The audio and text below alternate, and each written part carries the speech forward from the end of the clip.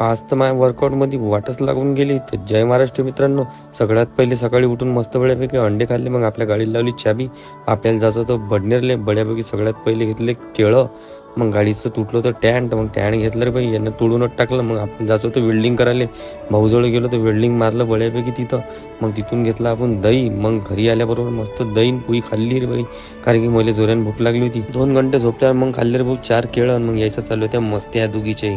मस्त केल्या. मग काल आणली होती यात्रेतून गाडी, ते गाडी पाहून घ्या. मग आपण खाल्ले अजून 8 अंडे. आपल्याला जात होतं संध्याकाळी वर्कआउट करायला. मग गाडीला लावली चाबी. मग निघालो रे बघा आपण वर्कआउटसाठी, कारण की वाजले होते 8.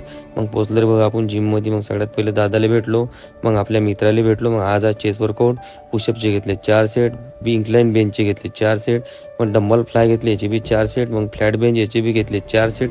ह्या मशीनचं नाव काही येत नाही मला, पण दादानं वर्कआउट खतरनाक घेतला.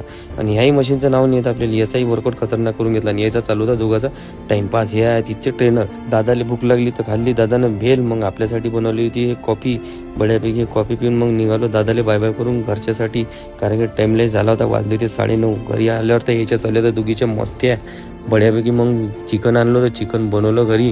मीनं राशीनं गौरीनं बड्यापैकी खाल्लं, कारण की आम्हाला लागली ती जोऱ्यान भूक. भेटू त्याच्या नवीन ब्लॉगमध्ये. फॉलो करायला विसरू नका मित्रांनो. जय महाराष्ट्र.